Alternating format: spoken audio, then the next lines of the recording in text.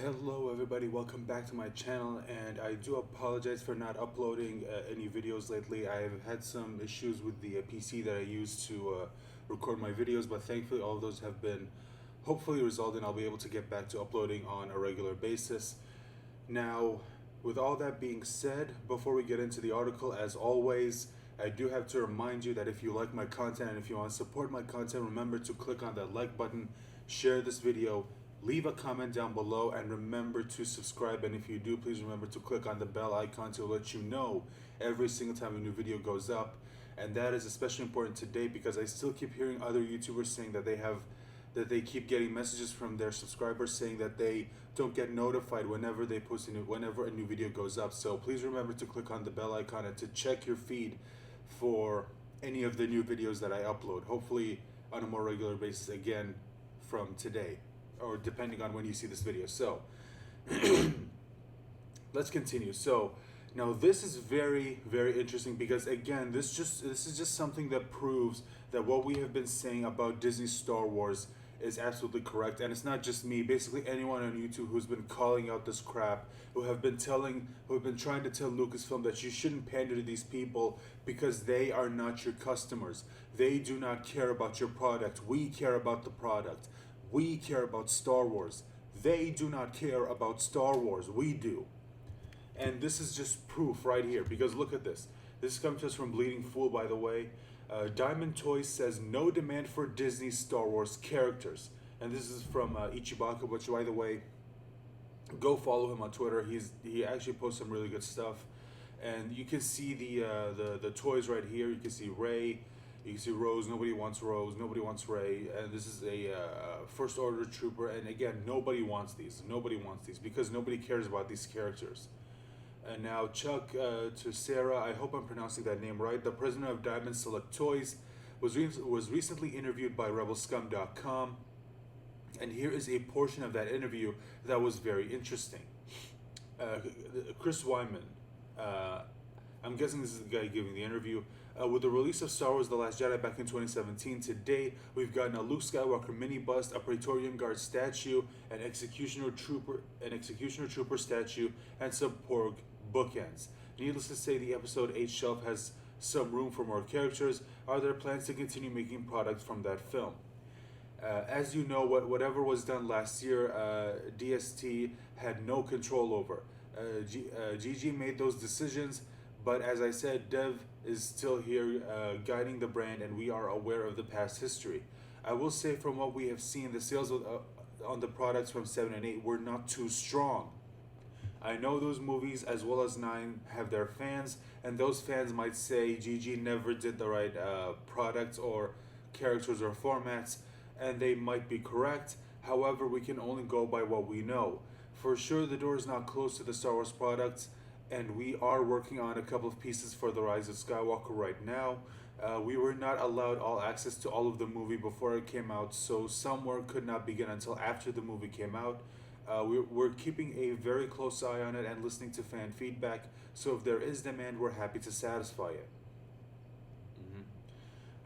Star Wars The Rise of Skywalker hit theaters last December, and it looks like there are just 3 pieces up for pre-order at this time, those being Sith Trooper Mini Bust, the Kylo Ren Premier Collection statue, and the Kylo Ren Legends in 3 Dimensions bust. I would imagine there are some very requested characters, especially in the very popular Mini Bust line, that fans would love to see. Names like Emperor Palpatine, Poe Dameron, Azori Bliss, Babu Frik, Lando Calrissian, C-3PO, and more. Nobody wants any of these. Nobody wants Poe Dameron. Nobody wants Azori Bliss. And I definitely know that there are people who do not want Babu Frick, because Jesus Christ, that thing was ugly. Lando, maybe. C-3PO, maybe. Palpatine, maybe. But if it's from The Rise of Skywalker, I don't think anybody wants them. If you were talking about Palpatine from Episode 6 or Palpatine from the prequels, then okay, yes, I'll buy that. But not the Palpatine from Rise of Skywalker. That wasn't Palpatine. I'm sorry, but that just was... I refuse to accept that was Palpatine. Can you speak on when we might see more characters from the final chapter in the 9-film Star Wars saga? As I mentioned before, we are working on some, but I have to ask, are you sure there is a lot... there's lots of demands for these very requested characters? The overall demand for bus and Star Wars products is not what it was 10 or even 5 years ago. Hmm. See, this is interesting. They said 5 years ago. See, I wonder what happened 5 years ago. It's just. Mm, again, I guess even Ichibaka goes into this. It's not just a GG issue either. The brand is very strong with the Mandalorian and the Clone Wars, and more new content to come. Here's okay. Let's just finish this. Then I'll get into that statement in a little bit. But you all know what the production runs on collector products were in the past compared to now. We would very much love to make more products from the new movie. It's not like we're sitting behind our desk, wringing our hands, thinking how we can stick it to fans and now make busts that not make busts they want that will make us money, right? Okay, another statement that I need to get into. We just as of yet have not seen enough fans that would want to buy a bust, have that personal affection for some of those new characters that makes sense to justify going into production. Huh. Really, really. So you're telling me that there aren't that many people who want busts of Ray? You mean nobody wants to see Zori Bliss? Nobody wants a bust of Poe Dameron? Nobody wants a bust of Babu Frick? I'm sorry. I thought people liked these characters. Or what about Rose? I thought people liked Rose. If they liked Rose so much, why aren't they buying her merchandise? Why aren't they buying the Rose Tico action figures? Why aren't they buying posters that have Rose Tico on them? I thought Rose Tico was such a fantastic character. Why aren't you buying her merchandise then? Why aren't you supporting that character? Fucking hypocrites. But for sure, we're watching it, and perhaps as more time passes, fans' affection for these characters will grow. No, they won't. Fans' affection for those characters will grow. No, it won't. No, it won't. I'm telling you right now, it won't. It's just people don't like them now. Nobody will like them ever. They won't. I'm sorry. They're not interesting characters. 5 years, even says 5 years ago. What happened 5 years ago? Anyone? Seriously, a show of hands. Is anybody here know what happened 5 years ago? Show of hands. Anyone? No. Okay. Don't worry. I know you all raised your hands. I know you all know what happened 5 years ago.